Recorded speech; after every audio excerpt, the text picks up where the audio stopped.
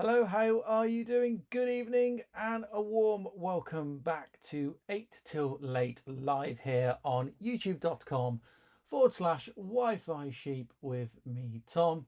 I say 8 till late, time has just gone 9 o'clock, 2100 hours GMT +1 here in the UK. Yeah, good evening to you. How are you doing? Great to have your company as ever. What a week we have had here on the channel. You probably know what I'm referring to, of course. A Raspberry Pi 5. Um, and yeah, someone in the comments to that video, which has been, I would say, viral, but that's not true for my channel. But it's doing very well, getting a lot of attention, as you might expect. Someone said, "You look very tired." Blah blah blah. Yeah, I am. I am really tired at the moment. And then Raspberry Pi 5 news kind of happened, and I was just like, no, not now, please. Not Thursday. So I had to jump on that and say something remotely intelligent about it. We will talk a bit more about that tonight. That's kind of the plan. It's sort of a slight change of tack as to what we were going to do tonight. Also, I'll explain why I'm an hour late. I have a very good reason for that. But first, do you have a need for reliable and cost-effective web hosting for your blog, business or personal website? If so, then look no further than Cheap Host UK. Cheap Host UK's basic plan starts from only 58p per month. That's £6.99 a year. And if you're needing a little bit more, Cheap Host UK's premium packages start from £1.41 per month or £16.99 a year, complete with a free .co.uk domain. New customers can also take advantage of an extra 10% discount when purchasing any first-time hosting package or domain name from Cheap Host UK. Use discount code SHEEP, that's SHEEP, to get an extra 10% off. For reliable, cost-effective web hosting and domains, look no further than Cheap Host UK. Full details and an affiliate link are in the description to this video.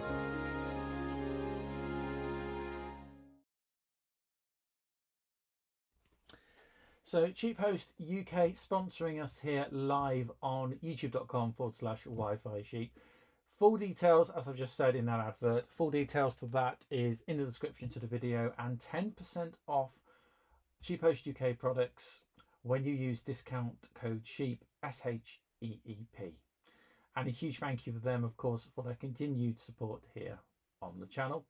On chat, we say hello to Martin. Hi, Martin. How are you doing? Martin tweeted me or X'd me now, whatever you want to call it, during the week, asking about how the test went with the PSU module we were building last week.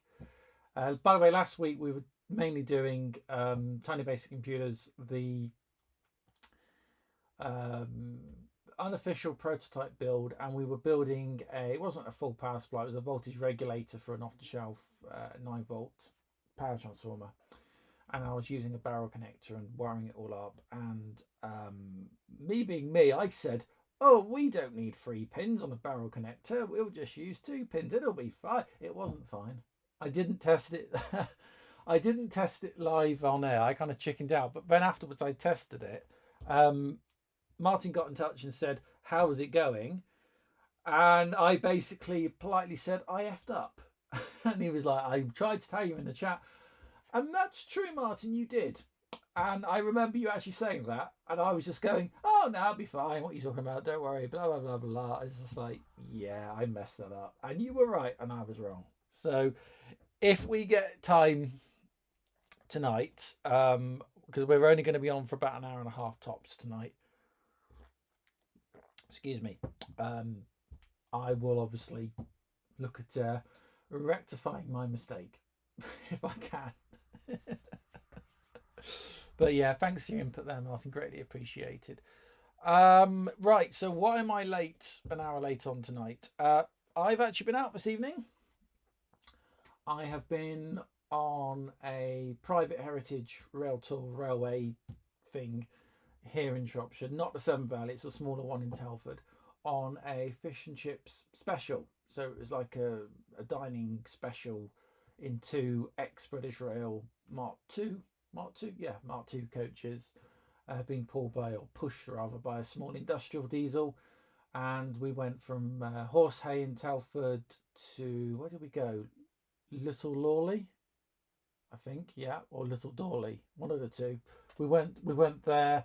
Then the train came back the other way and took us to Spring Village. Then we went back to Little Dawley, and then we came back to we just shuffled up and down this line for about a good hour and a half. But we were having like not a full dining service, but we had like it's an old-fashioned coach, so we had chairs and tables, and we were fish and chip supper type thing, which was really, really nice. I had a can of beer, just one beer tonight. Anna was driving. That's my fiance who was away, so but that's why I was a little bit late. I thought it's going to be a bit tight after everything else I need to do in the evening to get on air for 8. So that's why I put out a message earlier today saying we'd be on air for 9 o'clock this evening. Right, so I made a list actually because I was going to be prepared of all the things I was going to talk about.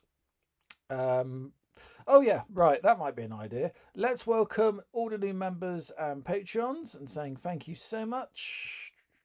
There we go. We welcome Badger Boy, who, if you remember, joined us as a YouTube channel member last week. And really, really grateful.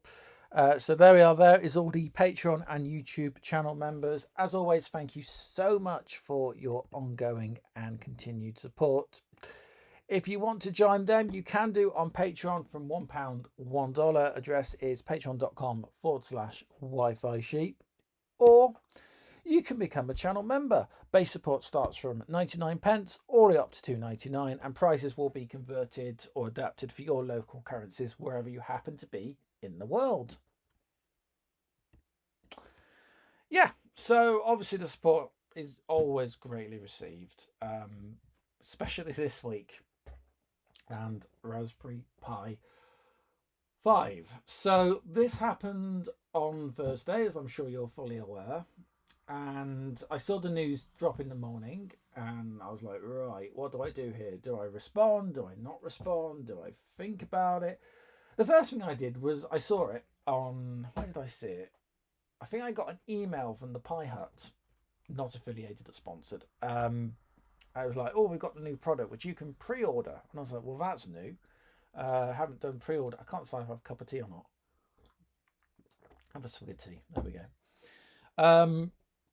So I thought, that's new. And so I started reading up what the specs of Pi 5 was, and I was had that initial excitement. I thought, okay, well, it's dropped, which is interesting, because we were told it wasn't going to be until 2024. And I started going through the specs. And, actually, do you know what? Instead of just looking at me, let's have a look at the official website this time. Here it is. And let's go and have a look at the specs. Here we are. So I looked at the official specs, and okay, yeah, more powerful, yeah, all the way through. And the biggest issue for me was there was no eMMC. And I was like, right, that's that for me has been the biggest problem with it. Plus all the other issues. Now, I won't go over it all again in the live stream here, just because you've probably already seen the video. Most people have seen the video. I seem to spend about half that video explaining to people how to emotionally respond to what I'm saying, which, as all meant to be grown adults, I really shouldn't have to. Just going off the back of what happened 4 years ago when Pi 4 video I did, where I initially had some of these first problems, where it was the first time a Pi product was released that I generally thought, that's not wonderful. You know, everything up to that point they'd done was like, oh great, the next model along is fantastic. Next model along was, you know, what, Pi 1, then we went to the A and B variants. Pi 2 was brilliant. It was like, yeah, we need more power at this point. 3, obviously, little delayed getting 3, but I got the original 3. Then I got the, you know, I did like a 3 plus, and it was all great. But when we got to 4, things just, they started to do things that were a bit like, okay, and it started to get away from that original STEM, you know, education, next generation of coders and engineers and programmers, and more about, here's a product for industry, you will just lump it, put up with it, and you'll give us money for it. And at that point, I started to take issue. The biggest issue I take now is obviously, and I said this in the video, it's in a crowded market, Pi 5, and everyone was sort of ripping on the whole clones and, oh, you shouldn't be supporting clones. And yeah, the original clones, you know, back in the day when they were just churning out copycats, were terrible. And they were absolutely terrible. And then all of a sudden, and I found this with Raspberry Pi 800, we went from terrible to acceptable to better than the Raspberry Pi product. Now we've got a more powerful Pi, and as I said in the video, it's going up against, it's more expensive, and it's going up against boards that are running x86. And if you are wanting a board to do PC things, you're in a point, well, for what, $20-$30 more in some cases, you can buy far better x86 PC board with an Intel chip on it that will run Windows and have all the IO. I've actually got a board on the way. I literally had a sponsor arrangement, which we were just sorting out the day before Raspberry Pi. So Wednesday, we were sorting this out with a new sponsor who's sending me a PC x86 board. And the breakout IO on that thing is amazing, right? So I know you didn't know this when I then made the Pi 5 video, but I was just like, I've just seen this thing, and then Pi 5's happened. It's like, but the thing I'm going to be sent, it does more and is much better for hackers and enthusiasts and hobbyists and even industry. It has you know, and it's like x86 for Linux, and they do a Windows 11 for it. And I'm just like, I'm looking at Pi 5 like, oh God, I've now got to make a video and say something not terrible about it. So that was what was going through my head all day Thursday, and then obviously Friday I had the day off, and I decided to, you know, shoot the video and try and be constructive, but it was just like, oh no, no, not again, not after Pi 4 fiasco from 4 years ago, you know. Yeah, I will just say on chat, Gertmon, good evening to you. Great to have your company last week, by the way, and thanks for your comments chiming in on the Raspberry Pi 5. I don't really know what to add to it, really. I've ordered one, and let me check my notes. What do I want to say this evening? Oh God, yes, right. Yeah, that's what I want to say. I've had to write stuff down because I just can't remember anything tonight. Yeah, so I think a lot of people missed a slight joke on the Raspberry Pi 5 video, right? So let me just see if there we go. Right. So what you're looking at there is the thumbnail that I uploaded when I did the video. Okay. And basically it was literally Raspberry Pi 5 and again some issues or more issues, kind of exactly going off the back of Pi 4, where they hadn't addressed some of the original concerns and issues that did turn out to be real practical problems with Raspberry Pi 4. And I just knew that the minute I did that, I was just going to get hate just absolute, like the sort of the sewage pump of the internet would just come spewing out, and all these people would just appear and start making all kinds of ridiculous comments and hateful speech and attacking me, and just even if it isn't relevant, half of them won't have watched the video. So I did that. So it's really, really lovely. And I think everyone missed it, but yeah. That is kind of like the problem, actually, that let's go back to me. There I am. Yeah, that's the problem, is that I remember I had this conversation with someone where I said it felt like you get to the point where if the Raspberry Pi Foundation or commercial holding or whatever bit of them is doing this, right, they could literally go to a field with a shovel, dig up a cowpat, fresh cowpat, stick a Raspberry Pi on it, and it's the Raspberry Pi turd. And everyone will then lose their collective SHIT. Oh my God, it's a new Raspberry Pi product. Isn't it amazing? You'll get all the influencers online, they're, with the turd going, And then I'd be there pointing out, going, yep, it's a turd. And then everyone would be like, well, not everybody, because obviously those of you, especially in the chat, were more, intelligent in your responses. But there's a select percentage of people then that would go, oh my God, it's the greatest Raspberry Pi. You're hating Raspberry Pi. And you go, it's a turd. It doesn't matter. You're hating Raspberry Pi. That is literally what happened with the Pi 4 video and what I've got in the past 24 hours or so. Not so bad this time with the Pi 5 video. But it's kind of like Raspberry Pi Foundation can just print money, stick their logo on it, and people will buy it regardless of what it is. True, I bought it. I have bought it, but I have as I said in the video, a YouTube channel, and we'll do some project work. By the way, I've already got 2 projects planned for Raspberry Pi 5, so that's including a review video. So we will absolutely have one, and we will look at it, and we will be constructive about it. But there are things about it I really don't like. You know that, because I've said it, and I'm not going to kind of just pretend that the Raspberry Pi people can do no wrong at this point, because you have to remember they have utterly decimated the Raspberry Pi jams, and the education and home sectors just don't seem interested anymore, which is a real crying shame, because that was the whole point of Raspberry Pi originally. Had Raspberry Pi just been a cold commercial company from day one and not gone down this whole charitable education stance, which, remember, that people backed them to put a cheap computer for education and people who couldn't afford big proper computers could actually get hold of stuff and start learning to program. And it was meant to reboot the the second computer literacy age. That was the point. That was why they were there.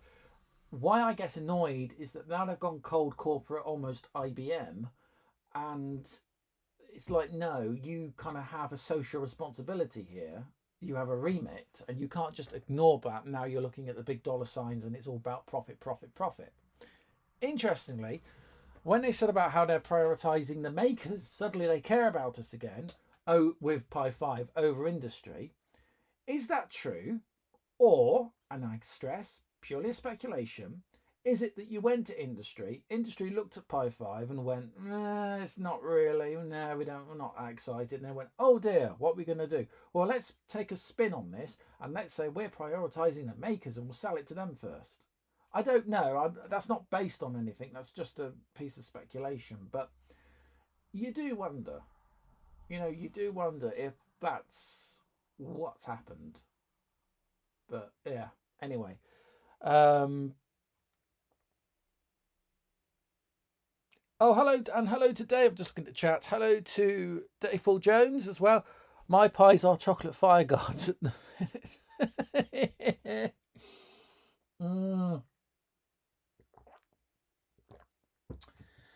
Yeah. Good evening to you, sir. Thanks for joining us. Yeah. Actually, do you know what? Let me show you something, right? Because this is just me, Oh, just in the chat here. Get one. I will eventually get one, I'm sure, but only because I'm an old git. Yeah, but that's just it, right? I'm gonna get one I don't know what I'm going to do with it, really. I've got to be brutally honest with you. Most of the Raspberry Pis, if not all the Pi stock, bar the zeros and the one originals that are being used for tiny basic computers, are not in service at the moment. They're in boxes. They're, these boxes, right? They're not for show. They've all got Pis, including the Pi 400 is in the box, right? They're not empty boxes for show. They're all in there, right? That's because, with the exception of Banana Pi, which is in its box up there, things like, and I've said this before, things like Raspberry Pi, Orange Pi 800 are actually here in service doing the display, right? I've kind of moved on to other things. I've got to be brutally honest with you, and I'm doing a lot more, as you know, with microcontrollers, Arduinos, that kind of thing at the moment. So I've tilted slightly to a different type of thing. Plus, that I've just seen better tech that's working better for me. It's just my personal opinion. I mean, yeah, obviously, if I want to do a RISC-OS project, we need a Pi. We'll come to RISC-OS, by the way, a bit later on. Raspberry Pi, I need for that. Raspberry Pi has its place, has its use. That one, the Pi Zero is obviously, really, really useful. That one should be inside the BBC master, acting as a co-processor.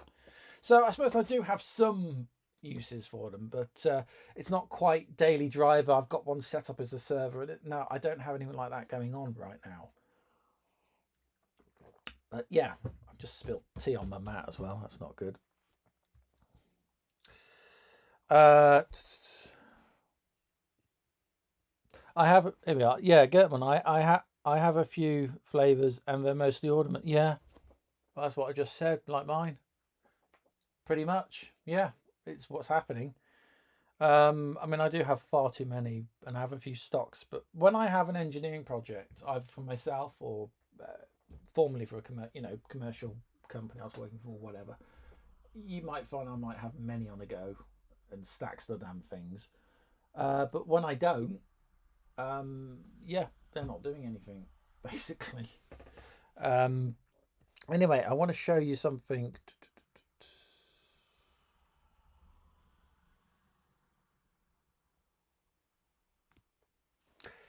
It was Dave Jones.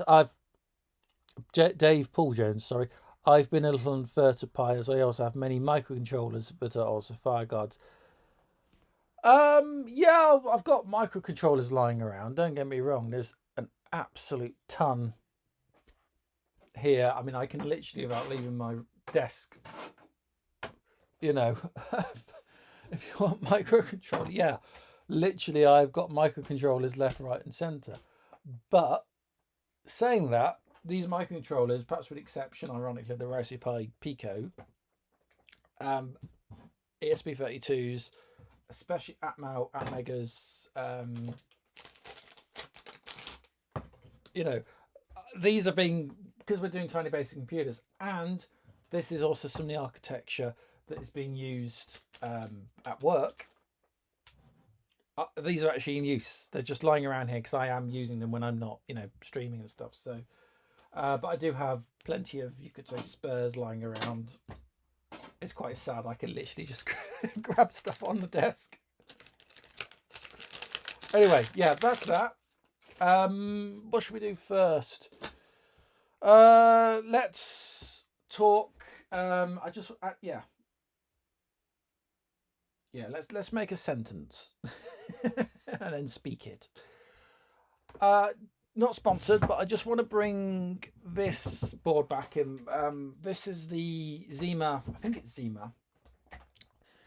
The name is a bit unfortunate, really. So this was sent to me as a sponsored gift. It's x86 Intel Celeron processor. It's a development board of sorts. It's meant to be more used as a standalone server that you connect to, so headless server that you connect to via your network.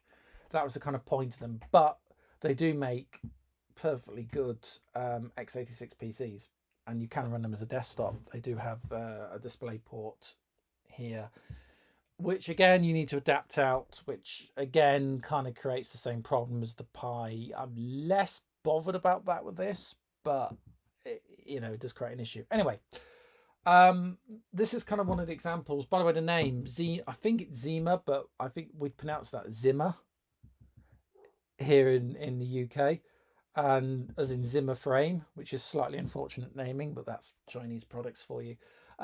This board is interesting, and the reason I show you this now in relation to Pi 5 is it has the full PCIe slot on one side of it, 2 SATA ports and power on the back, nothing on that side, USB, two network jacks for Ethernet, or Cat5, Cat6 Ethernet, and we have 2 USB 3 sockets. Power. Oh, by the way, this comes with its own power adapter brick thing as well, and obviously you need to adapt out for DisplayPort. And I'm going to be doing a little bit of something with this at a later date, I think, because it's a nice board actually, and it's but I want to show you this. So this is off Amazon. I bought it the other day. No, I did actually buy this, by the way. This isn't part of what was sent. And it's a USB for about 8 USB 3 expansion board, not a hub, but a board. Although I think it does use a hub chip, which is PCIe compatible. And so what you can literally do is that, right? And now look what I got, and it's PC compatible, and that is awesome, right? So a Linux, Haiku, something like that. That connectivity and breakout connectivity that doesn't need the multiple kind of like, I know it's Pi 5 has now got PCI. Well, it says it's got PCIe, but it's a tiny little like connector that you then have to have a daughter board to then break out into this type of connector to be able to stick anything in it.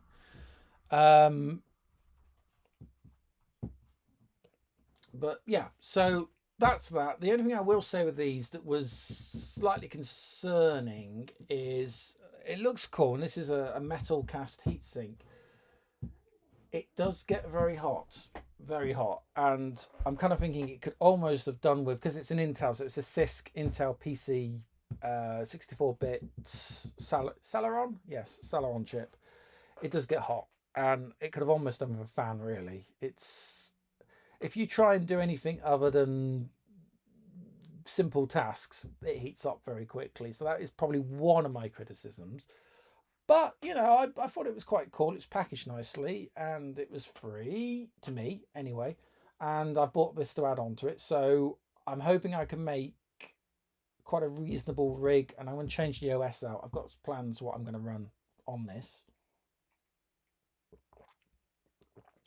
But this is exactly what I'm talking about when Pi 5 comes out. And this is the stuff I've been exposed to. And I'm sort of going, okay, really? But yeah, we'll see. It's not perfect, but it's certainly good enough that I was happy to show it on the channel when I did. And it's kind of an example of what happens to these things after they've been here. The stuff that I did, but I'm not very interested in. Sometimes I give it away, or I've given stuff away to other creators, and mainly if we've got children and young people that are interested. And I used to do it when we had the clubs. We don't have the clubs anymore, but when we did have the clubs and the Pally Jams and stuff, if I had spare stuff that was given to me, I'd done what I needed to do, and I didn't want it, I used to actually give it away, and to someone else who might have a better use for it. So this, on the other hand, I'm going to hang on to, because I said I've been buying expansions for it, and I think what I want to do is put like a SATA, full SATA hard drive, because it came with the SATA cables as well. And I've seen a 3D print rig, so you can 3D print like an extension case that rises it up, and then you can fit a whole hard drive underneath. So I can actually then boot from a full SATA drive instead of the eMMC. See, this has eMMC, 64 gigabyte internal storage. And I just wish Pi 5 had done it. If they'd done it, that probably would have been like, I'd have been like, yeah, okay, don't like the ports and the USB, HDMI, minis, and all the rest of it, which you already know about. but I don't have to run the damn OS off an SD card. You know. Anyway, that's that. Have I flogged this conversation to death on this subject? Probably. Oh yeah. By the way, just to clarify for people watching this later on, I never said don't buy the Raspberry Pi 5. I mean, I did say I have bought one. I explained why I bought one. I bought one. Okay. So many of you are going to buy them anyway. I have not said don't buy it, right? But I've also said these are the issues that I find with it. You are intelligent people. You make your own mind up. Yeah. And you don't have to agree with me. As I said in the video, you don't have to agree with me. You know, I would hope that, you know, the mass majority of us are intelligent adults who can agree to disagree and will move on. You know what I mean? I might be wrong this time. You could be wrong. It doesn't really matter. A lot of you that have been commenting to me, especially those of you that are actually in the chat, have said, you know, you've explained to me your use cases, and that's different to my use cases. And in that scenario, yeah, Pi 5 might fit into what you're doing in a way that it doesn't for me personally. So again, there's so many different conflicting arguments, and I'm bringing in the socioeconomic issues with how the Pi Foundation are sort of positioning themselves into the equation. So we're not just looking at it as a product. I'm looking at it as where it sits in what they're meant to be doing, what they said they were doing, what they've actually done. So it's a very complicated picture at the best. One other thing I will just say is I do think we'll get an updated 400. I think we'll get like the 500 or something. They'll do an all-in-one. They might do like a mini Mac type system. They've been some talking about doing a laptop as well, or like a screen version or something. I do wonder though if we will ever see like version 6. I don't know if we will. I wonder if we will see, you know, these sub variants, and I reckon we'll see industrial controllers and industrial boards that we'll be able to buy domestically. But I don't know if we'll ever see like a full-blown Raspberry Pi version 6 for the domestic maker market ever again. I do wonder if version 5 is kind of the end of that road. It's interesting. It's extremely interesting to see what's going to happen now. I think the next couple of years are going to be really critical to see where we're going in this whole maker, hobbyist, commercial space versus commercial industry and education. Who knows? Anyway, let me catch up on some chat because I got carried away there, and there's a lot of chat that's gone through. So where am I? Let's have a look. Gertmon. My next project is Picomite. I haven't done Picomite, but I should do really because it's very similar to what we're doing with Tiny Basic. But I've heard good things about it. I have been, you know, actually talking about the Pike. It is Pike. No, it's Pico.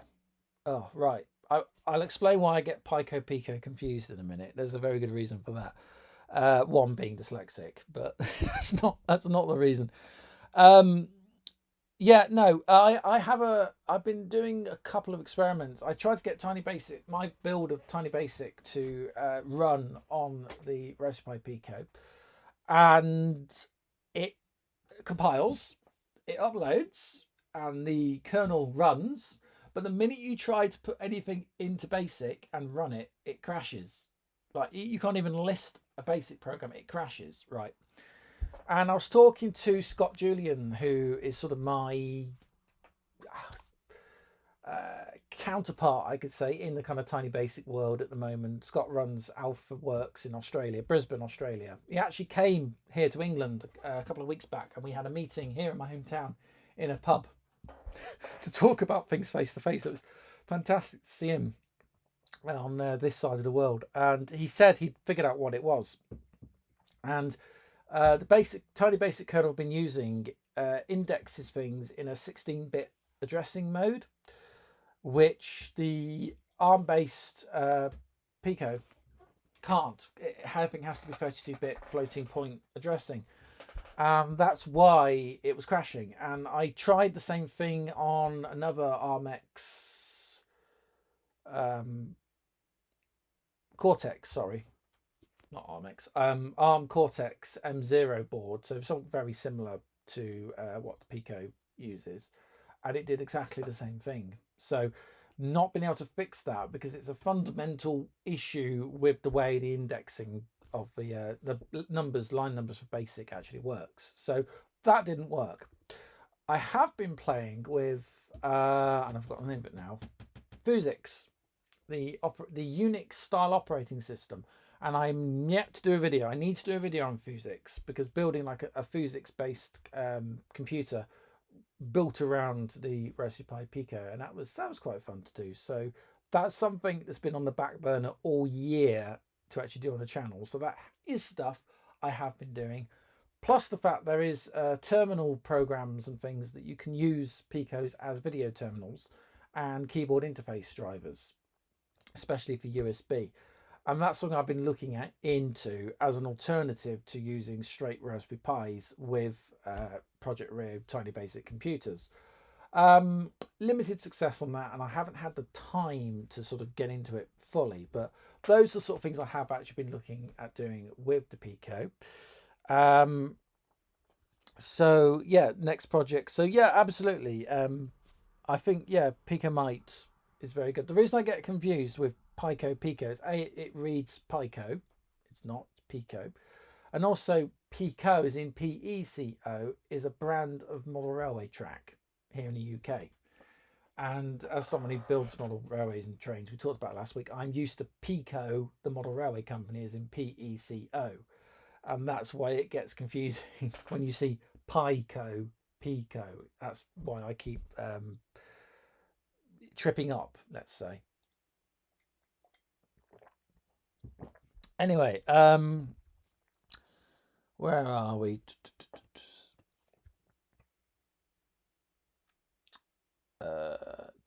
Oh right, here we are.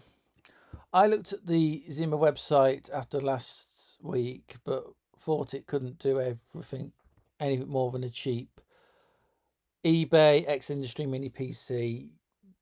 Yeah, well, yeah, depends what you're doing. Depends what you're doing.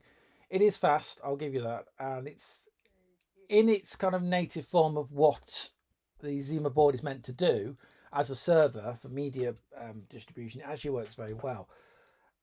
If you're using it for anything other than that, like I'm about to, other than the expandability factor, which is on this very good, it's questionable what you want it for. It's just about it. For me, it's here, you see. So that's kind of where it justified to buy one to do what I want to do. There's other x86 alternatives, and you probably well know that. So yeah, it's a fair point. We'll say good evening to Martin. Oh, we said good evening to Martin. There's Martin again. I do love my pies, yeah, except I've got many Picos, but not done anything with them. I do wish they kept the 3.5mm jack, but no microphone input like other boards do. But had microphone input, yeah. So that's thing of 5. I got rid of the headphone jack, which I didn't go into the detail, and I'm going to do a cardinal sin and start seeing if I've got. Oh, I have. It's right here. At the time of I forgot to put this in the video. Let's just move that out of the way so we can see what we're doing. I didn't do this in the video, but you can get these, which are basically sound cards, single USB plug sound cards with audio out and audio microphone in via analog stereo jack ports. And these are extremely cheap from China, and they work all right actually, and they work okay with Raspberry Pi, with the Linux Raspbian based operating systems. So the argument would always be that you could just use a third-party card or stick into the USB on the board, and that'll give you the audio if you configured it, which most of them just work pretty much out of the box. So less of a problem. I am pleased I've kept composite. The composite video, the reason being is I actually still use composite on and off for a few things. A lot of people actually still do, especially with those cheap monitors you've seen me use here before. Also, people with game cabinets. The Pi 5 could really do well in game cabinets, especially for emulation. But if it's in a proper old school game cabinet, they'll probably be wanting to feed a CRT monitor in 4:3 aspect ratio in NTSC or PAL composite. Sound you could get through one of these cards. So that's, I think, one of the reasons, unless there's an industrial reason, why the composite, be it just as a header, which I actually prefer over the adapter you had to have before, that's why I think it's there, in all honesty.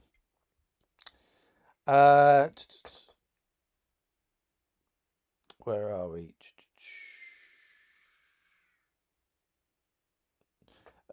This is Dave Paul Jones going. Our Raspberry Pi Foundation seems like it's spending its time, money on marketing. Raspberry Pi 1 microcontroller, Raspberry Pi 1 Pico or Pico microcontrollers, a bit like Commodore buying MOS technology back in the 80s. Yeah, back in the 80s. Well, at one point, I think it was the case. It was what they only had, the microcontrollers. There was no stock of anything else, so they were thinking, oh, we need to shift. Well, there was stock. It all went to industry. So I know for some private internal emails that some of the former people that ran Pi Jams were really annoyed at that all of a sudden they were told, oh, just fob everybody off with Windows on PC and then websites, and then just get them to use, Pico microcontroller, and don't bother us about the full-blown computer systems because you don't need to do that. Kids don't need to know that. That was almost the attitude that was coming officially from the foundation to one or two people that ran some quite prominent Raspberry Pi Jams at the time, and I've seen the internal emails, so I'm coming from a place of not quite fact, as in I don't want to say it was black and white fact, but you could read between the lines from what I saw. So again, this is kind of insider knowledge of what was going on in some quarters that really began to annoy me, especially during the pandemic, which was a difficult time for all of us, don't get me wrong, but the Chinese firms were able to get their products back out very quick. Raspberry Pi, a year. Things have only just returned to a point that we can actually sort of, know that we can get hold of Pi stock. From Gertmon, are Pico not engaged specialists? They do engage, but they do OOH. They do all track scales, actually. This is Model Railways. Pico is in PECO, the British Model Railway Company. Yeah, they do engage and they do OO. I literally bought some stuff from the Stafford Model Railway exhibition, which was last weekend just gone. I spent too much money. I spent too much money. I bought some things. I have regrets now, but it was a great show. And I bought some new track for a new Model Railway project. Model Railway stuff, which I can come to something in a minute, here on the main channel, which I was a bit of a no-no. That's why we've got Wi-Fi Sheep channel 2. If you haven't joined channel 2, 2.wifisheep.co.uk, do go and support me over there by subscribing to help me out get channel 2 up to where it needs to be in subscribers, if you haven't done so already. Links are also in the description to this live stream / video as well. Pico, I've known them for years. They're a rival to Hornby, but they make better track products than Hornby. So people, when you think they're Model Railway track, they think, oh, Hornby, but no, there's actually Pico, do better stuff. But anyway, Martin again. I've had a couple of audio devices, but they are too bulky and struggle for other USB devices. Those are the cheap ones. I have got a Zeus, a better one I bought used actually somewhere, which was it was quite bulky, but it was a much better device, much better audio quality, and you got stereo audio in. The one I've just put away. Let's get it out again. There you go. That's stereo out, but only mono in. So that's something else to just bear in mind. But it's what, a couple of pounds, a couple of dollars, if that. And if it's bulky, depends what you're building, obviously. But if you're plugging that into a Pi, And hang on, we can demonstrate this, believe it or not. Let's grab I got some Pi product here. Again, everything's in its box. It's really quite sad. Pi 3, the last Pi in that form factor that I didn't have a problem with. The last great Pi. Pi 3, 3B plus. But no, yeah, because if you plug in like that, and obviously, yeah, that's quite a bulky space. And if you try to plug something else in, let's grab, I got, come on, stretch. Then yeah, you can see that you're going to have issues. But if you took that onto an extender and just plugged it out, or sort of wrapped it underneath and then just extended across, you'd be all right. Got a Pi 4 here as well. Raspberry Pi 4, one of a couple I've got. Fine, not fine. Yeah, it's just and it's the fact with what annoyed me with 4 is when they swapped stuff around here. I mean, that annoyed me, but this really annoyed me, and now they swapped it back again, which means another trick they've done is you now have to rebuy all your infrastructure. Cases don't fit. Saying that, if you've got a Pi 3 case, or we could probably get a Dremel, you probably would be able to get a Pi 5 to fit a Pi 3 case. I forgot the reason I was going to make with these, why I got them out. No, it's gone. There was a really good pre-planned reason half an hour ago, which I now can't remember why I got these boards out. I'll tell you, right, this one. Actually, well, I'll tell you what. Well, I've got them. Right, Pi 4. Okay.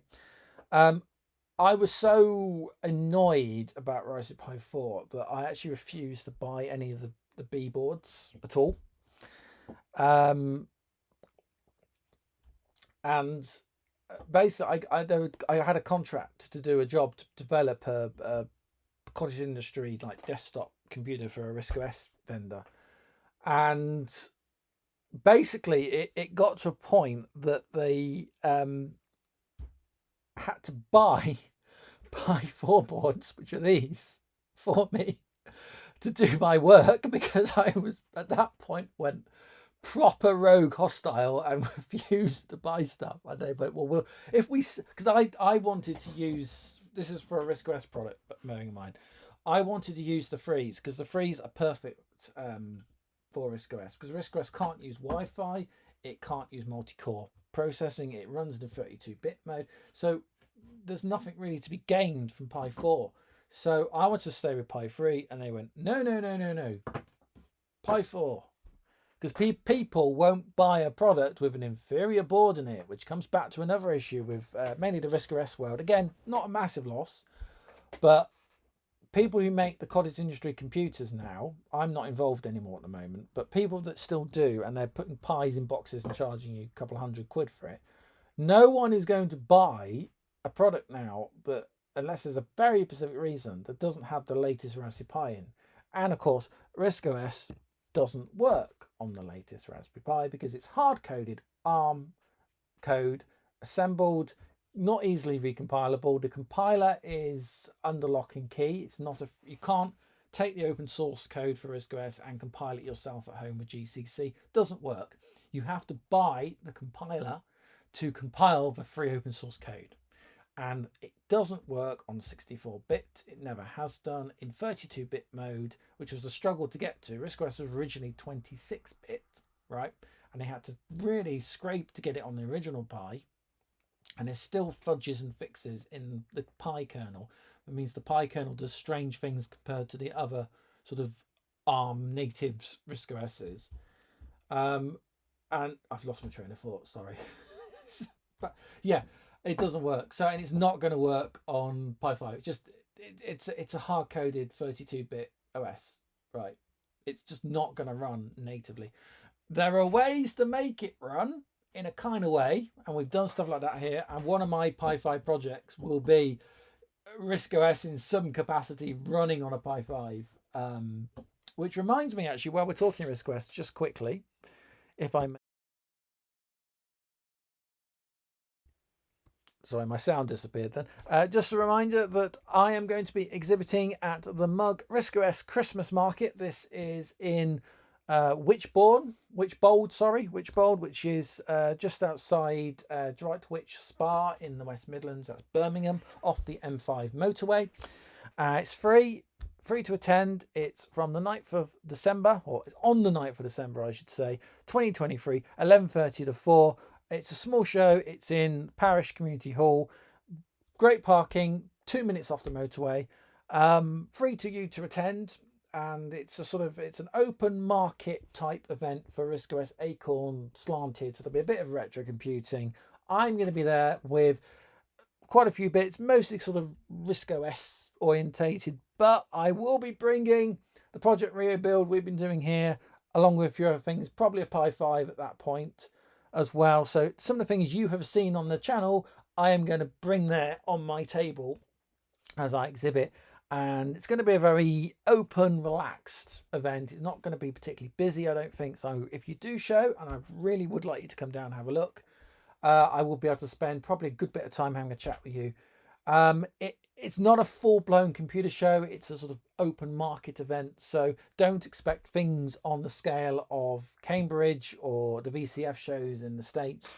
If you're more than 2 hours away from the central West Midlands, it's probably debatable if it's worth your time. You'll have to make that judgment. But don't go there expecting it to be a full-blown show. It won't be. It's going to be a village hall event with about 10 to 12 exhibitors / trade support as well. So you will be able to pick up 1 or 2 little trinkets, or you could spend lots of money depending on how you're feeling at the time. But that's the event, and I will be talking about that probably every week now until we actually go to do it. So you'll be fed up of me talking about it, but it would be great if you could show up. And yeah, I'm always there and always happy to chat, and that's kind of why I go to shows. It's not a hard sell. I'm not really selling anything at all. Just subscribe to the channel, and I'm there to talk to you, and you can see and play with like the things you've seen here on the channel and the live streams. Let me finish off what I was talking about this Pi 4 then. So this particular Pi 4 was a return. It went out to a customer, right? And little did I know. So I built these machines. I sent them to the vendor, and the vendor then repackaged and sold them as their own product, right? The vendor, I didn't realize this, went inside some of these, bought these massive heat sinks, and I'm talking things like that, kind of just solid, like stainless steel type heat sinks, right? You've probably seen them, but not just the little ones that sit on the chip. I'm talking it was like that, and they just stuck it with the adhesive pad. It wasn't like adhesive paste or anything, just with the adhesive pad went like that on the board, right? And this board overheated and it cooked itself. Another reason why I don't like Pi 4s, right? The main reason it cooked itself was, you see this little black dot there, that sort of component? That's the voltage regulator, right? And what it had done is, because it was an unofficial piece, heat sink, they'd stuck one bit here on the processor can and the other bit here on the voltage regulator. So they'd thermally coupled the processor to the voltage regulator. So if one got hot, the other got hot. Yeah. Normally, and people go, oh no, it's not true, but normally you'd have machine cooling, not relying on passive cooling, or you'd have separate heat sinks, and you wouldn't normally need, especially in this case, to sync your voltage regulator. We were doing voltage regulators last week, so in a bigger scale. You're not talking huge amounts of voltage, just 5 volts coming in. I think that regulator is for the 3.3 volt line, so it's not huge voltages involved. It doesn't get that hot. He thermally coupled it to the damn processor and then wondered why the thing overheated. Yeah. So that one came back to me, and it actually runs okay, but you can't really trust it now because it's had a thermal incident. And you can see it's died a bit off now, but I don't know if I can pick that up in the light. Yeah, can you see there's like a discoloring? And on the back here as well, there's sort of like a discoloring. It looks like wear metal, especially here on the socket. You know, like if you overheat metal, and if it's shiny metal and it kind of has like a purpley brownish, almost like a burny hue to it. We've got things like that, where it's got so hot that it's actually discoloured the metal. You know, when you compare that to an older one that hasn't had a thermal issue and it's still, you know, shiny, and that one, especially there, you can see it's dull because it's had a thermal issue. It's cooked. Amazingly, it still runs, and you don't get.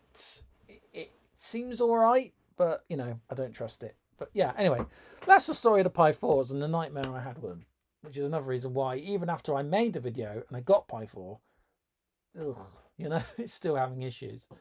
Anyway, let's just see in the chat where we are at. We'll say good evening to Trolling Around. How are you doing?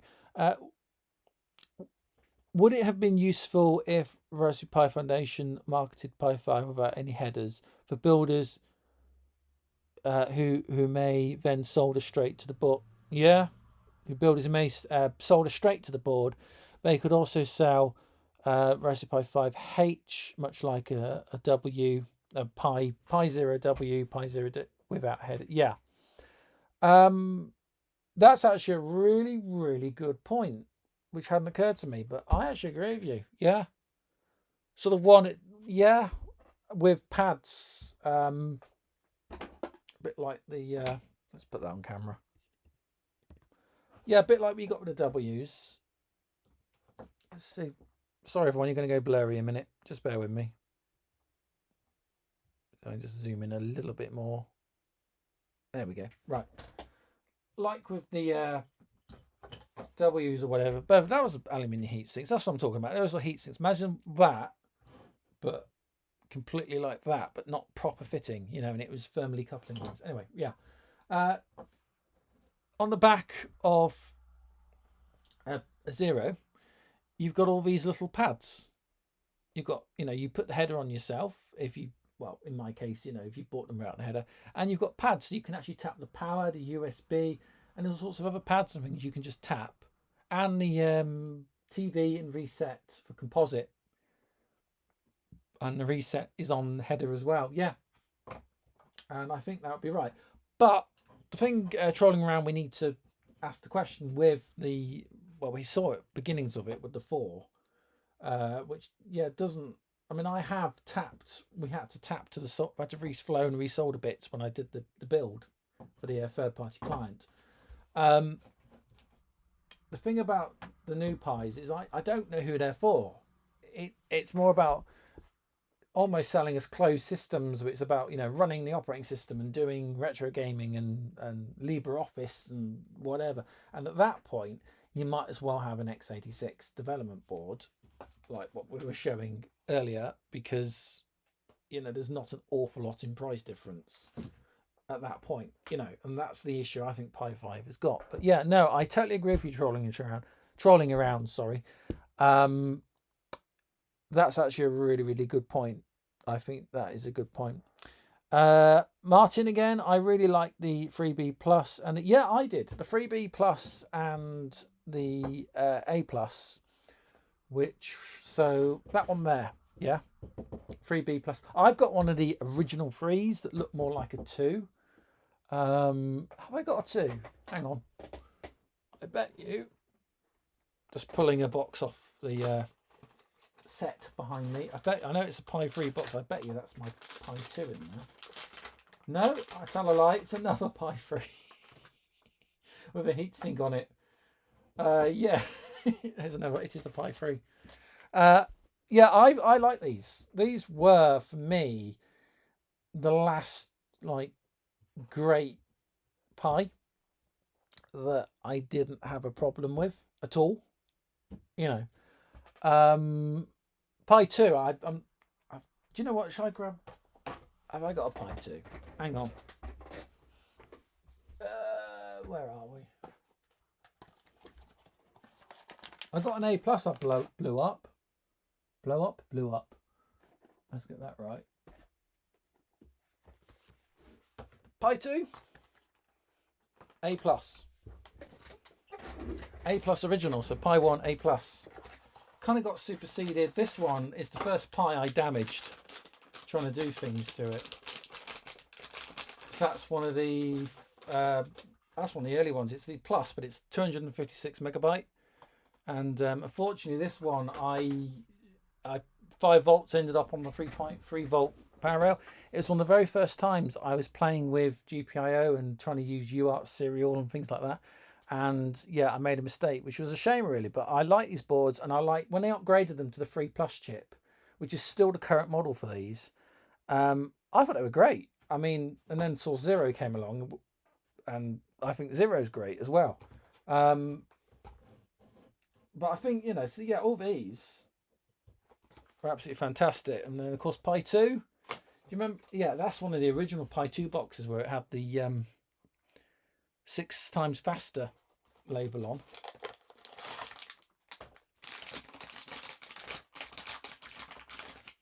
And I've fully heatsinked this one up. For some reason, I put a heatsink on the network chip, and I haven't a sodding clue why I did that. But yeah, as the Pi 2, as the original Pi 2. That's the one, if you took a photograph of it with the flash, it crashed it. I had a couple of, even with a few couple gripes and issues, it was, but Pi 2 was great. I got a couple of these. So yeah, they were great.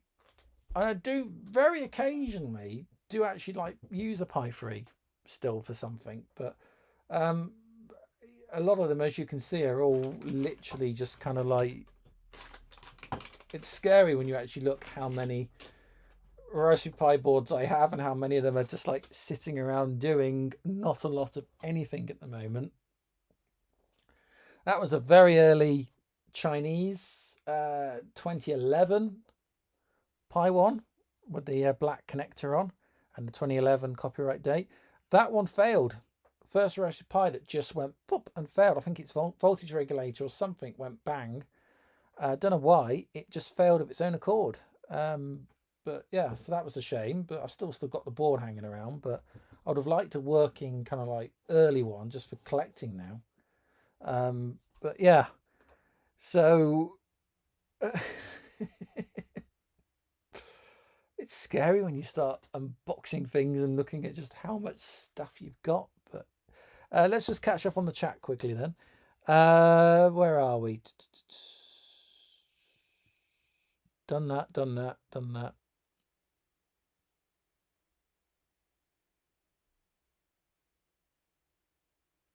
Revive Tech. Don't think I've said hello to you yet. Still no color-coded GPIO. Yes! Thank you. That was another point, wasn't it? Blooming color code GPIO, which the Chinese boards have started doing, and I really like the color code stuff. And what a trick they missed there. Seriously. Yeah, that's a really good point, which I should have. I'm kicking myself now. I should have talked about that in the video. Yeah, no color code GPIO. I mean, duh, it's great. It makes life so much easier to tap into things. And I think we've gone a little out of focus there. Apologies. There you go. Yeah. I mean, what are they thinking? Seriously, or not thinking?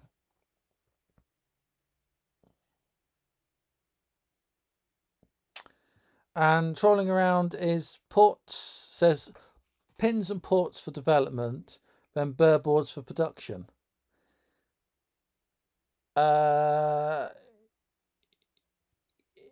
In relation to what? I think I might have missed something. Have I missed something then, what you're trying to say? Pin ports for development, burr boards for production. Oh. You mean do versions... Do you mean that do versions that have just the burr boards? Well, yeah, hang on. So you mean something like that with all the pins on for development and then a burr board version for production stuff? But didn't they do that with the CM compute modules though? Wasn't that kind of the purpose of the compute modules? Which is actually one area of Pi never really got into, was compute modules. I know some of my colleagues that were building computers for production as well did go down the compute module route, but oh, sorry, that was okay. Trolling around just said that was for Gertmon. Sorry, right, wasn't even intended for me.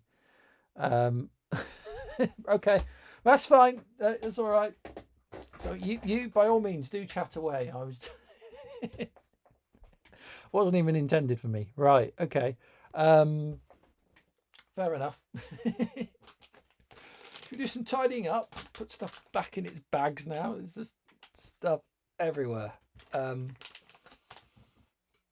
Nice ornaments. If you need to build yourself like a little set for YouTubing, then gonna make awful crinkly sounds now as we shove everything back in the boxes.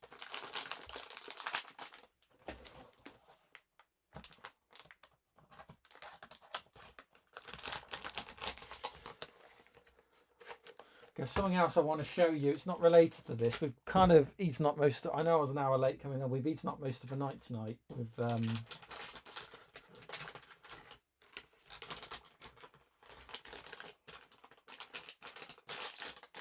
not even the right bags. But the value will go if it's not in the right bags. You know.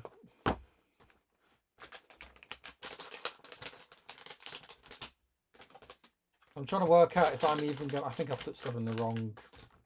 I have so totally put stuff in the wrong bags as well. Hang on a minute. Hang on a minute.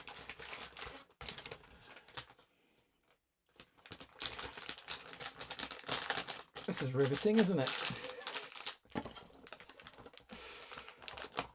Yeah. So oh god, I haven't even done show and right. We'll do show and tell next actually because I've got a few other bits. Obviously, EP5 has kind of swallowed up so much of our coverage and talking this evening.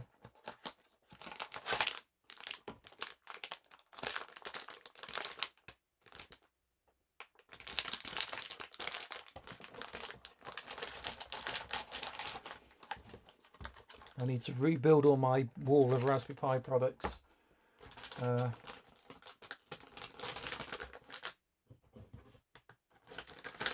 Actually, they stopped doing the static bags, the crunchy static bags that are terrible on mic. They stopped doing them actually for Pi 4. So Pi 4 was the packaging changed quite dramatically, which sort of again didn't really like the packaging. You know, the product got more expensive.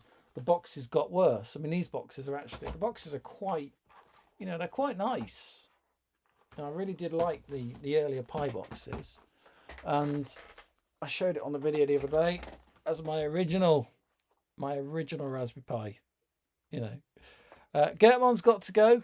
Yeah, you're gonna miss all the crunchy plastic. Gertmon, seriously. Got to go now, but we'll catch what I missed tomorrow. Good night, Gertmon. Thank you so much for joining us once again. Really appreciate it. A very good night to you, sir.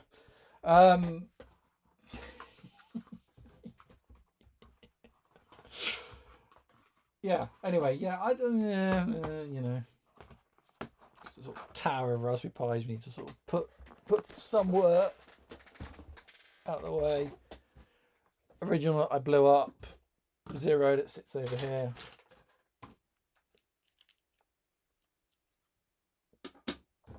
And then that one, I was so annoyed about damaging that one. Could almost do like component recovery. Right. What do people want to do? Can I or shall I take? Just tidy this up as well while I'm here. Shall we take a very quick break? And then I'm going to show you new bits that come in, mainly relating to Tiny Basic computers.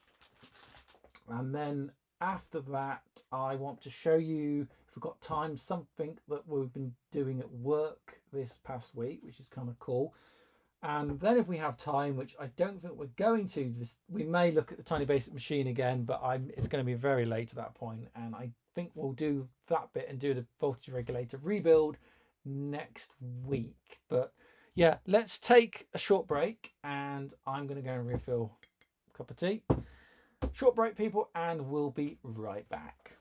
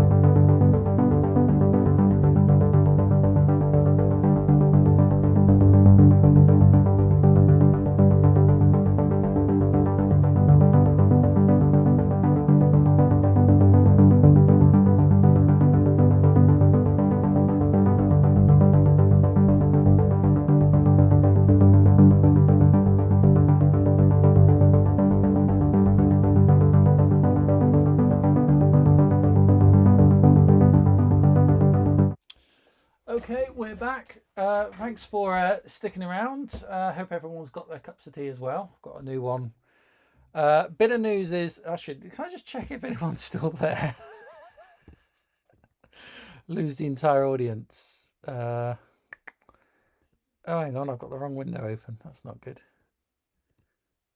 Where are we? Oh, yes, we're all doing great. Well, thank you so much for sticking with it tonight. Great to have your company.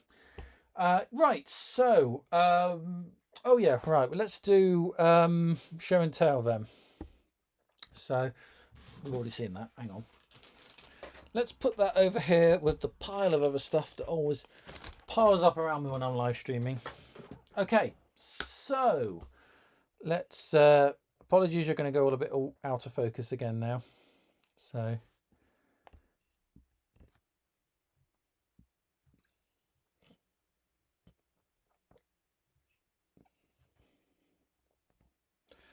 This my white surface, which I use for filming electronics and stuff on, is really mucky now, and I need to replace it. Speaking of which, by the way, just while I remember, the new series of Project Rio, not this live stream series, but the proper series for building the breadboard version of the new Tiny Basic Computer Color system, or Tiny Basic Computers 2 Project Rio video, has gone out to YouTube members and Patreon backers. So if you are a YouTube channel member or a Patreon backer, thank you once again. I'll show you the list just to see if you're on the list. Where are we? Where has it gone? There we go. If you're on that list, then you can access the first edition. Has gone live. It's out there at the moment. If you are not, but you are subscribed, check your notifications. You will see that. I'm hoping the early part of next week. I did say September. It is still technically September. It's the 30th. It's just Pi 5 coming out, and then just everything else going on is just mad at work. So that's kind of why that has happened. But new version, we are now launching and going to do the proper Project Rio build, the one that you can follow along and build yourself. So that's really good news. Let's have a look now at, we're going to do updates. We're going to do acquisitions and show and tell. By the way, because I was late getting online, I have express permission tonight, and we can thank my fiancée Anna for this. I can stay on a little bit later. So for those of you that would like to stick around, I think we may try and run through until 11 o'clock. This evening, 2300 hours GMT plus 1, unless I really run out of things to say, which could happen. Right. This came the other day, and it arrived like this. Yeah, that's how it arrived. It was in a one of those grey, the grey polythene bags that they put things in. It's got crushed. There's no padding, no nothing. This has come from China, AliExpress.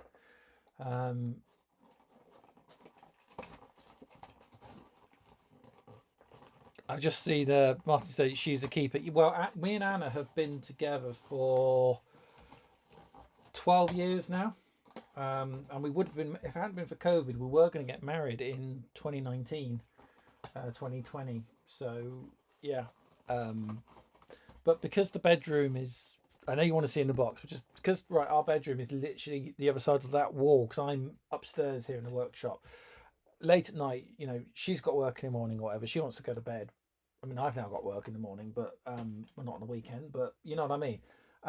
She will have work Sundays and sometimes, so she's like, she wants to go to bed. We had an arrangement that the cut off was like 10:30, so I've got to stop making noise. But as she's not in work at the moment, when I went out for a cup of tea, I said we were late starting and we're on a bit of a roll and we still got some stuff to talk about. any chance we could like roll on to 11 or something? She was like, yeah, no problem. So yeah. Anyway, right, let's get on with this. So inside,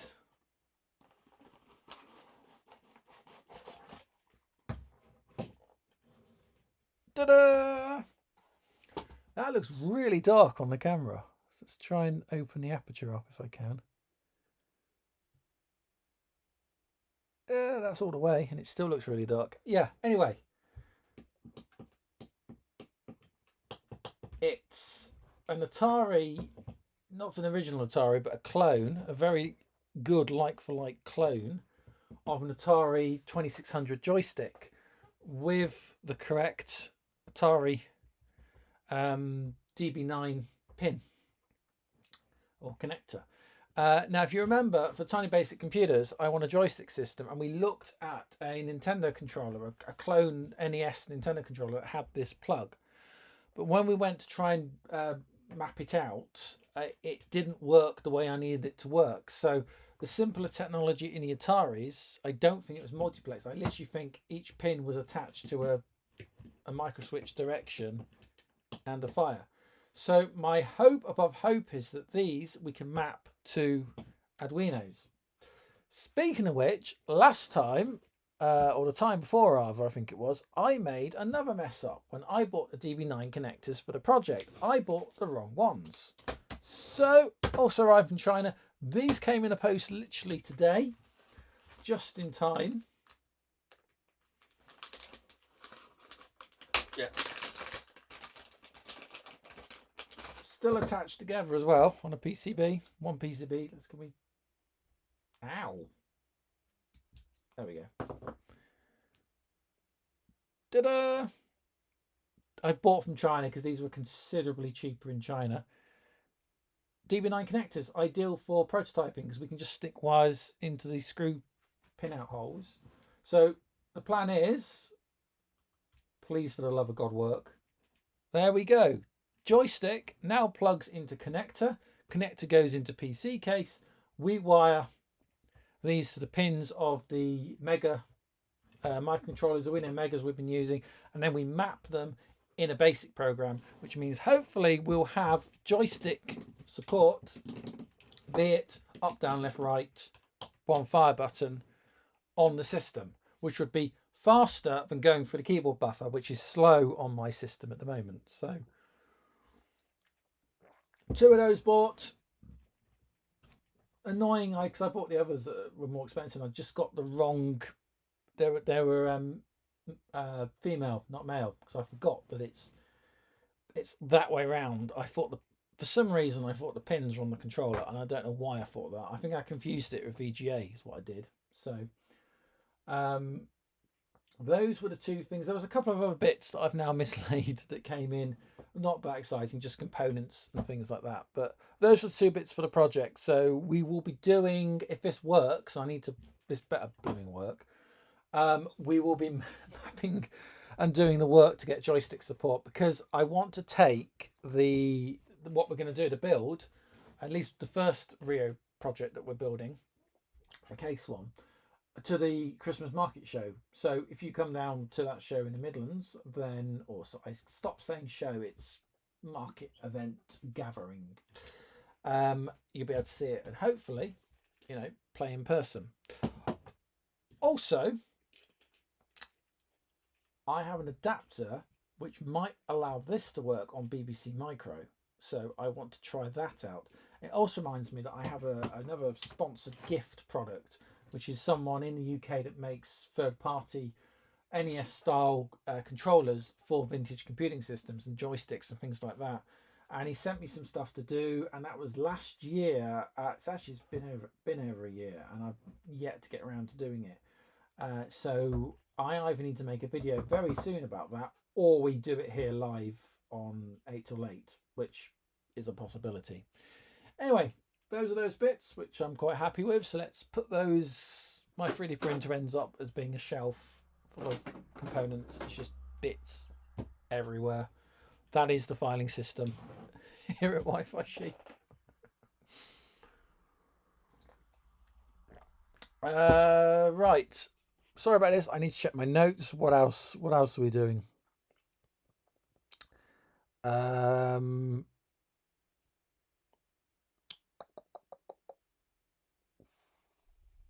Yeah. Okay. Let me show you then this. We might end up actually. I hate to say this because I didn't want to do it tonight, but we might end up getting the board back out or the prototype back out and having a look at stuff. If we're now running until, well, we've got an extra half hour. So let's see where we get to. Right. So you've seen that photo from before. Let's just right. I want to show you this photo. Okay.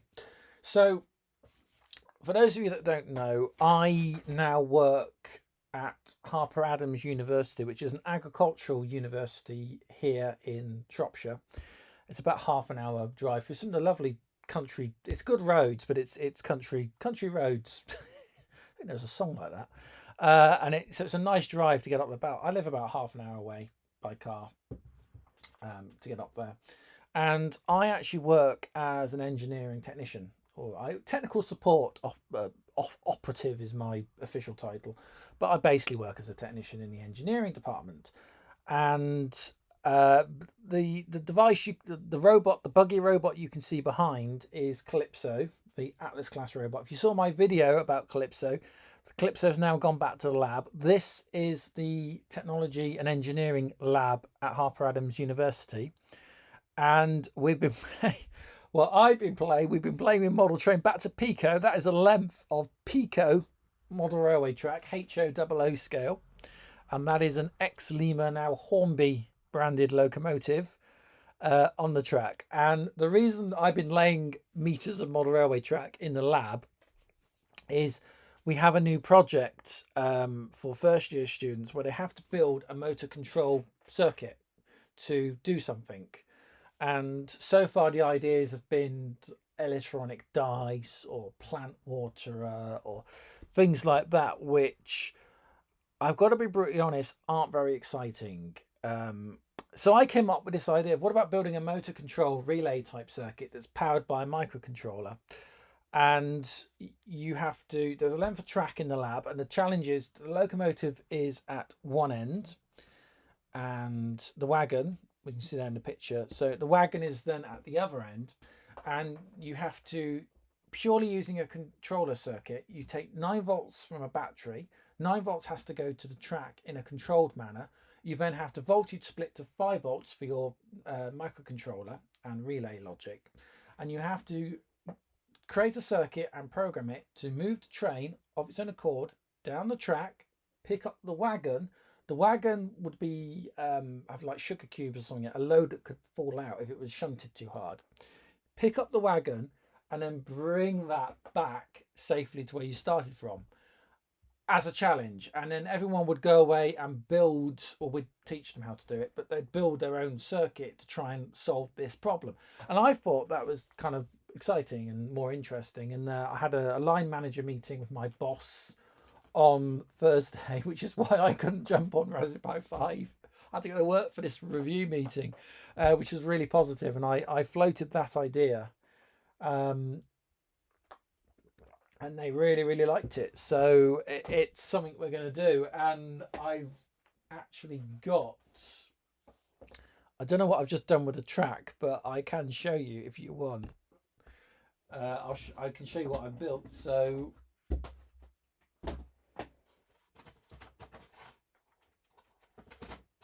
it's all still in its box, so just give me a moment. So this is the control relay circuit, and again, just excuse me while I get that in focus. There we go. So this is actually the control relay circuit I built. So 2 relays. I didn't quite get the microcontroller thing to work. I was trying with a Atmega 328P chip, which was originally here, and I was trying that with some C code I compiled to basically do the function of these 2 switches. and I didn't quite wire it right because I rushed it through. I was building this Monday night. Monday night I built it this week. So uh, and the photo you saw was Tuesday afternoon in the lab. So that's the circuit running. Um, and basically, it's two relays because what you've got to do is if you've got to drive a locomotive down, it's positive and negative on the track one way. You've then got to flip the polarity to move the locomotive back as well as cut the power. So that's what you need to do. You need 5 volts for the relay and what would be the TTL logic of your microcontroller, but you need to drive at least 9 volts, which we're running off a bog standard 9 volt Duracell type battery. Other brands are available. Off a plug. So you're plugging that in. And what I can do is, if I haven't got the train set up, if I do that,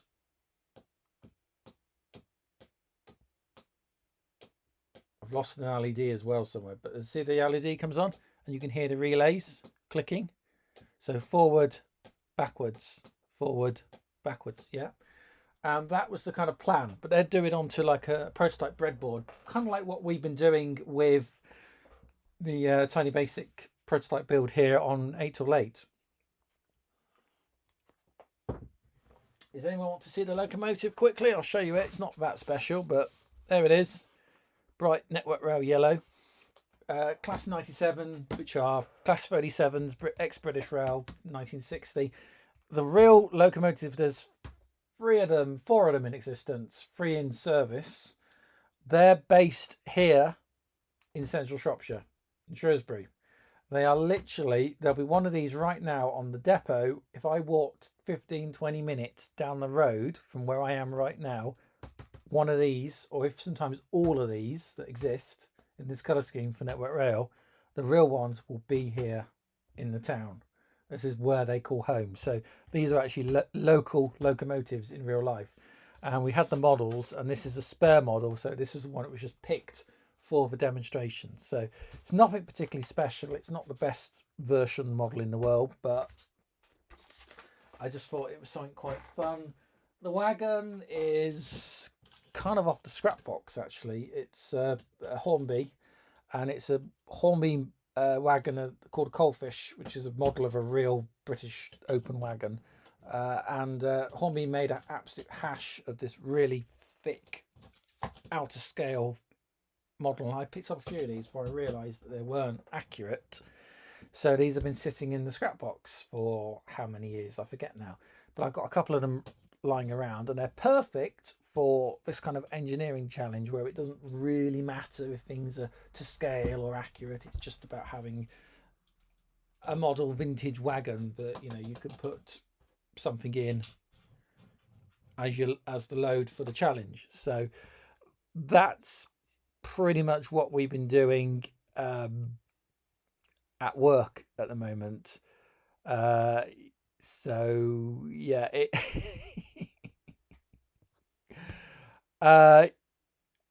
it's been fun.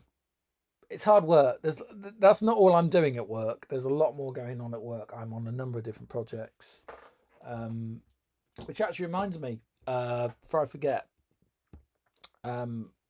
we're still waiting for the absolute green light for this, but work, this is Harper Adams Uni engineering department, have actually asked me if I would run a department YouTube channel, build the content for it and administer and run the channel.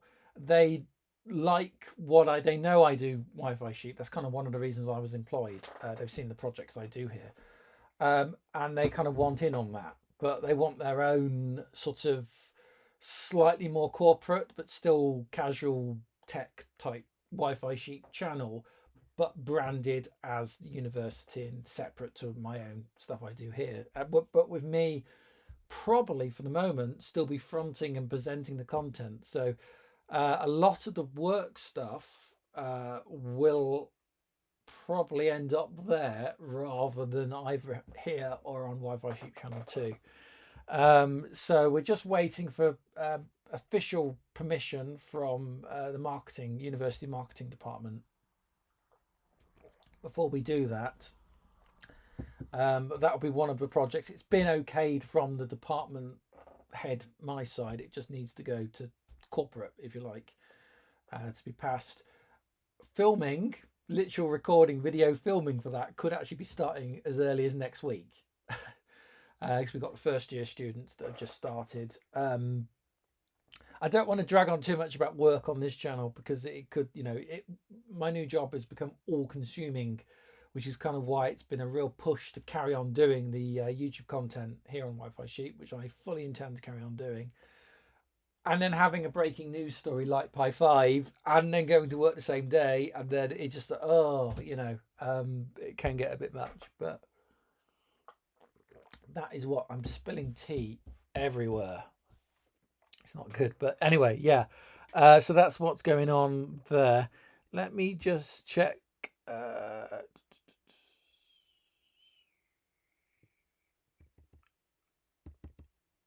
All right, yeah. They're in the other room. I need to go and grab them. Again, sorry, this is kind of work related, but the chip technology they want me to use for this build. So I was basing it on the Atmega 328P, which is the same chip in the Nano, in the Uno Arduino boards, and what we were originally using for tiny basic computers. So if you watch me on the channel, you'll be very familiar with these.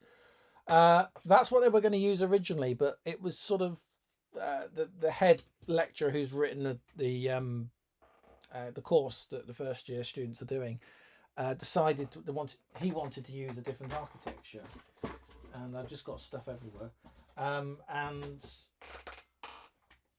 just I won't pull the feed, but just bear with me. I'm going to run out of the room into next door, grab something, and come right back.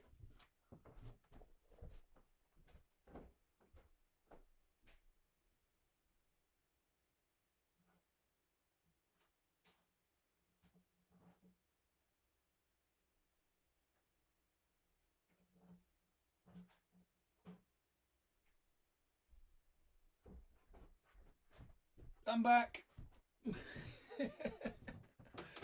I'm here. Yeah, so basically he wants to use these, which are tiny, and let's knock you out of focus again. And are we at maximum zoom? Oh god, we are as well. Because all of a sudden, if you remember last week, I changed the lenses over. Remember I bought that new lens last week, which is what you're looking through. And I took this lens off, and that's the lens that does the zooming. And I was like, oh no, I've put the wrong lens on the camera. Anyway, right. Well, what I can do is that. And Martin's already got it. PIC. Yes, it's a PIC. It's a tiny PIC microcontroller. It's actually from a range called Genie, which the university has the has bought a software license for the IDE. So Genie PIC microcontrollers are a closed source architecture, which means unlike Arduino, which is open source and free. So there's the Arduino. Again, I'm out of focus here. There we go. So that's the Arduino chip, and this is the PIC chip. This chip is more powerful than this, but we don't really need a lot of I/O or power. Yeah, so it's called Genie, and it has we're using an IDE development space called Circuit Wizard, which you can download. It's only for Windows though, so it's a very closed. What it works on is only for Microsoft Windows x86. It has some advantages, especially for trying to teach new students who are not going to be used to dealing with this sort of stuff, or some of them will have never programmed in their lives, and they're beginning an engineering course. Bearing in mind this is an agricultural college university, so everything is, a lot of these, I say kids, they're 18, the new starts, they'll come from farming backgrounds. They won't come from science or technology backgrounds. So Circuit Wiz is quite nice because you can do something called flow code, where you have a bit like Scratch, where you just, everyone uses MIT Scratch on Pi, where you pull like modules and parts together, and you create programs just by pulling off the shelf bits of like graphics to create logic and programs in tables, and then it already writes C code for you, and then you upload that. You never see the C, you just flow code it through visual representation parts, and then it writes the C and you upload it to the chip. So this is the architecture, and it is a PIC based architecture that we're going to be running with. I don't like PICs personally because of the closed nature of the architecture it is, and the software and the compilers are expensive. There is a free IDE and demo IDEs for the Genie system, which I'm probably going to use to try and bring myself up to speed at home. Saying that, because I go into work most day, I've got access to the lab, I have a login for the computers, it's not difficult for me personally to go and train up, as I have been doing some days when there aren't students using the facilities. I've actually been training myself up ahead, ready before we start teaching this. So you're probably wondering, how would one program this? Well, it was easy, because you could just get yourself an Uno with a chip, separate chip, take that chip out, pop that chip in, USB that into the IDE and program it. Can't do that with PIC because it's a closed architecture. I was given a cable for programming, right? You ready for the USB cable? Right, this was all new to me. So there's the USB end. Yeah. Are you ready for the PIC end? Yeah. It's an audio lead. It's a 3-way audio lead. It's attached to USB. That is the programming interface for PIC. I'm like, what are you talking about? So I was given this, which is a milled PCB. So it's a little bit different to the etched PCBs that you've seen before. This was done, I think, in-house at the uni as a milled board. And that's the programmer. So you put that in there, and then you've got positive, positive, no. 5 volts positive, ground, and then this one is programmer. So out of the pins, and there's only like 8 pins on that, one is positive, the other's negative or ground. So you've got 5 volts and ground, that's 2 pins gone. And then one pin, I think it's this one up, which way, hang on, get that right way around. I think it's the second one here is programming. And when that's pulled, chip goes into programming mode and it receives its data through that pin. Can't even see that, my fingers are in the way. I believe that's how it works. So I've got to bring myself up to speed on this very, very quickly. These are all bits that have been given to me from the university. Something else that was given to me from the, well, I say given to me, they're borrowed. They're not mine to keep by any stretch. It's done for development. Going back to this circuit, so I built this with 2 relays because that's all I had. What I have been given is a motor controller, which is what this is. So this is a motor controller, I think drives from 7 to 9 volts. So we can run 9 volts straight through this. This will be the alternative to doing parallel switching with 2 relays. And I'm just seeing there was meant to be another piece of, there we go. So when we were talking about the locomotive, because originally I was going to have the system of it driving up and down the track and picking things up with timing. So it would literally be set off, the pick is going to time, and then it will kind of time roughly where it stops and goes back. And it was suggested to me that perhaps it would be better if we could actually detect where the locomotive is.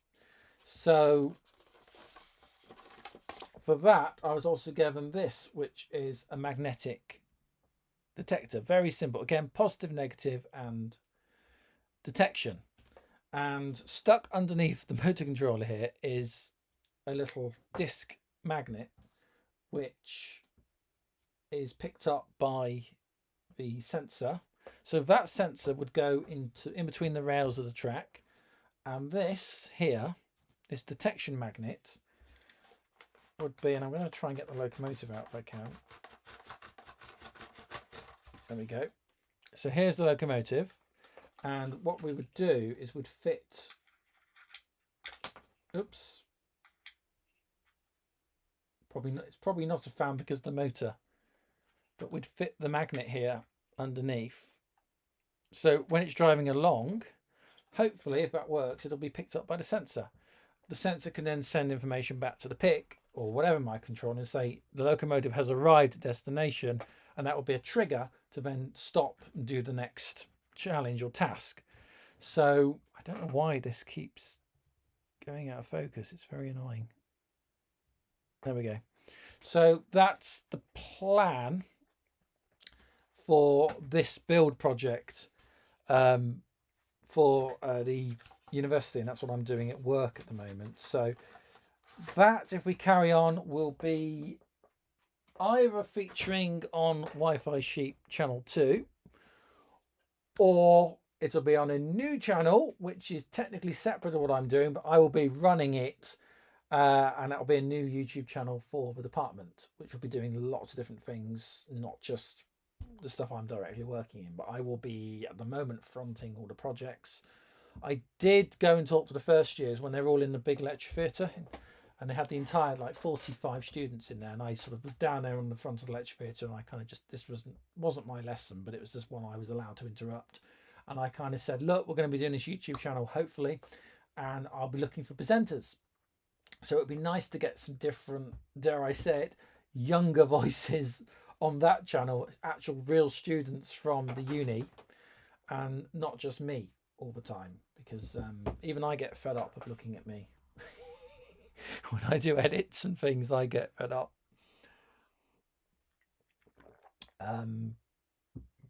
So that's what's going on there. What we got? We got 15 minutes, and then I'm just under 15 minutes.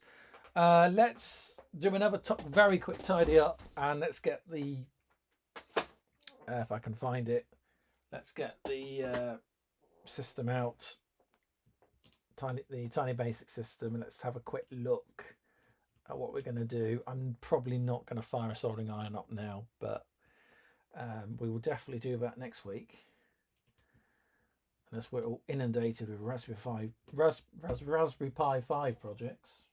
Highly doubt it. But it's really, with RISC-OS community, it's really put the cat amongst the pigeons there. It's not a surprise. I mean, I'm not surprised. I was in the video, I was saying RISC-OS is in trouble, being stuck in 32-bit mode. Right. Let's just go and grab the project, which is in its box.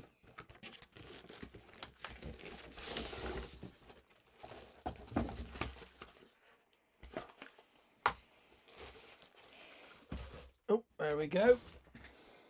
Zoom out again now. Zoom in, zoom out. Make your mind up. It's probably too far, but that'll do. There we go. Right. Oops, that the blooming thing is upside down now. That's helpful.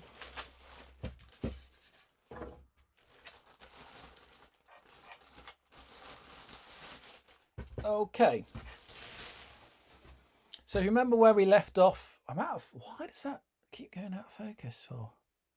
It's not a manual, it's not an automatic, it's a manual zoom. It's like it sort of, it drifts. It's weird. Anyway, right. Okay, so that's what we built, what you watched me build last week, and I messed up. So I did test this out. Why are we, sorry, we're out of focus again. I have locked the camera as well. There we go. Okay, so I did test this, and electronically it's fine. It didn't blow up or overheat or anything. that I know many of you hilariously suggested that it would. Thanks, people, for your support. It was fine, but I messed up how the actual jack worked, because the pin that I cut off, which is under here, we actually needed. Also, I think there's a wire that went off as well, which I honest to God do not know why the camera keeps drifting. Apologies for that. So also I need to do a bit of work. We did a 3D print for the mega board, and it stayed, but it didn't quite fit, so I need to rework that as well. Let's have a think now. 10 minutes. You know what, let's at the very least, let's fire up the soldering iron, and let's try and we can take things apart. If nothing else, we can take stuff apart. I don't know why this is drifting, so I probably should put the other lens back on. There we go. Try and lock that off. There we are. Right. Soldering iron, which is just in arm's reach.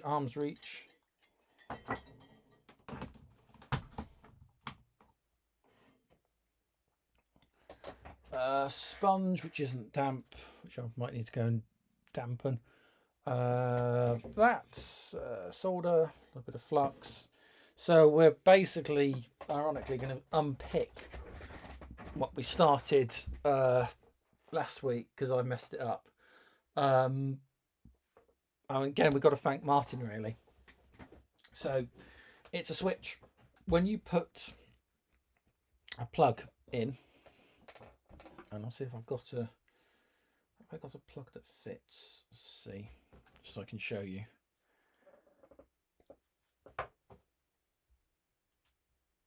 And that's the other thing. You think, why don't these fit? I got the pin pitch inside. See the little pin? Oh, where are you? There's that pin there, yeah? I got the wrong size, which means that only certain of these adapters fit. So, but yeah, the one that does fit, which is is that actually on the power supply? Yeah. There we go, that one works. So let's show you on this one. Right. So what happens is that you put that in and it clicks, and that acts as a switch, right? Which then makes that work. And what I did is I just, as an idiot, didn't zone it out. What's the word? You can tell I'm getting very tired. Scope it out, or whatever I did with the multimeter, and I didn't do it properly, so I was getting a false reading, basically. So we're just getting my multimeter on. I don't know why the picture is so dark. I've got two those influencer LED lights. I've got two LED lights on the workbench, and it's still really dark, but I should just put that into continuity mode. And let's just, okay, nothing there.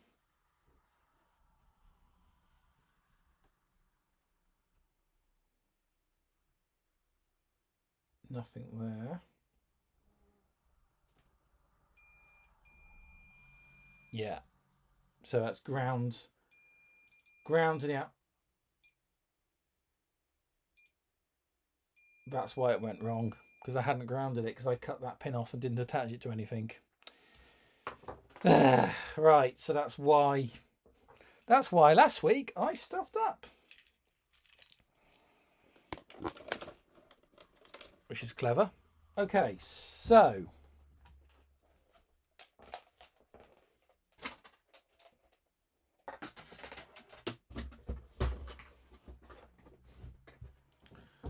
Can we rescue this? I hope we can. Let's grab a piece of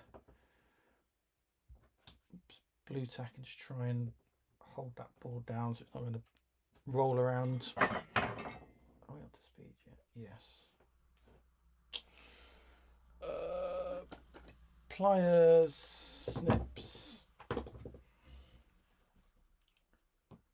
But other than that, logic wise it works. So what I thought was earth is ground, sorry, not earth, isn't. So I have wired this up wrong, unfortunately.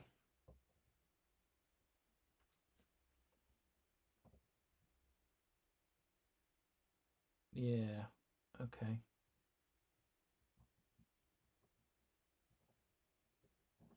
So take that off.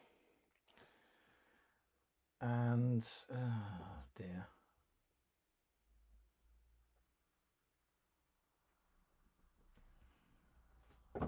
See if it's possible if I've got a flathead.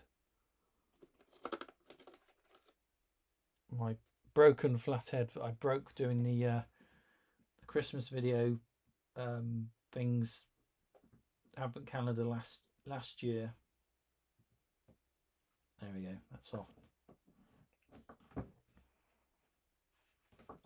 And then you just got to be really careful.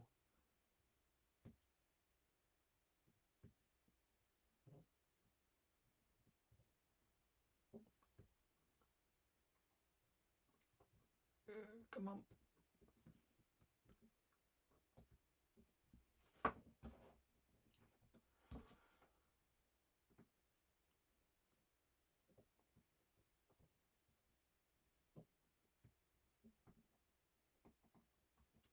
Okay, I think we should be off.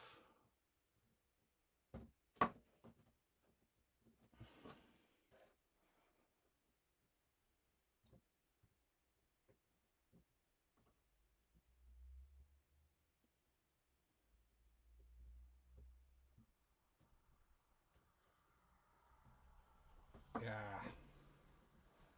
Always a pain to do. Always a pain to do.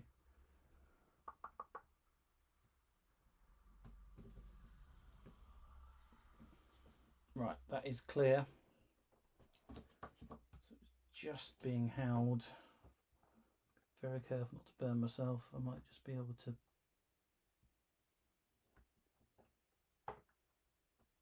All right, we're off. There we go. Okay. No, I've completely destroyed what was under there. So that ain't gonna work. So we need a fresh one, and we need to do this again and do it properly this time.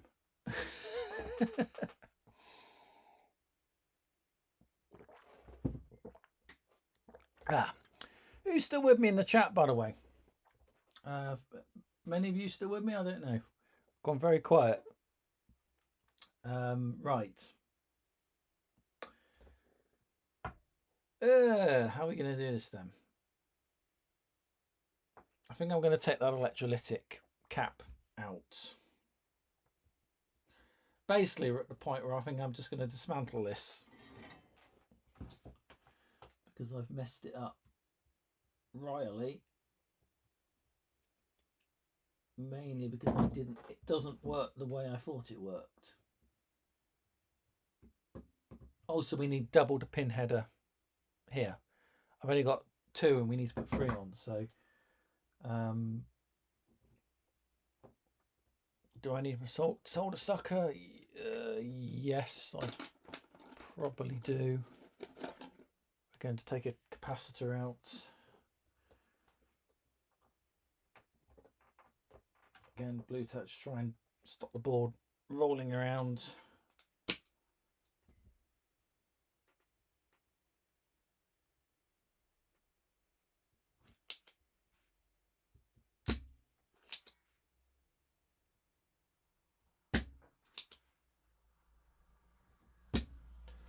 I actually remember one of the first videos I ever did on the channel way back in 2017, and I was trying to repair Cub Micro VTEC or VTEC BBC Micro hub monitor, and I was changing a TTL circuit IC, and I wasn't using the solder sucker correctly, and people were like screaming at me, going, "You're not using it right. You're not using it right." And I was like, "I don't understand what you're telling me," and I wasn't using it right. But it's just one of those things you learn. You know, you learn from your mistakes, and that's the only way that I kind of learn like this. Really, I've messed up, and you just have to. There we go. Fess up and say, "Yeah, I messed up. Sorry about that."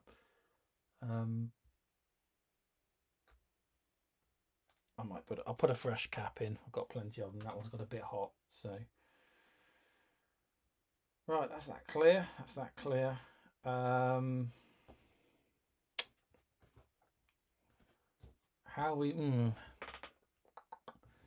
So the problem we had last time was that we got this middle pin, and I tried to drill it through the board, and it wouldn't go. Then I kind of thought I don't need it, and then I really messed up there. So again, what I'll do is I'll bend this pin and this pin outwards.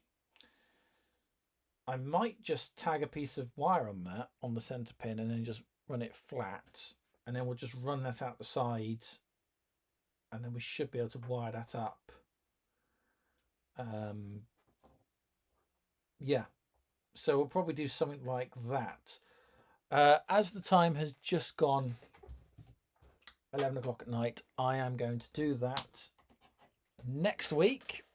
Hopefully, all being well, I should be back on the channel. So yeah, I think that's what we'll do. But yeah, we've got a plan, and we'll start with this next week, and we'll get that running, I think, on the channel. And then maybe we'll move on to looking at joysticks and see if we can get that to work. So that would be good. Yeah, okay. Well, I think that will be just about it for the live stream tonight from 8 till 8 from youtube.com/Wi-Fi Sheep. Thank you everyone so much for your company this evening. Really, really appreciate it. It's been great. Hope you've enjoyed the content. It's been a busy week on the channel.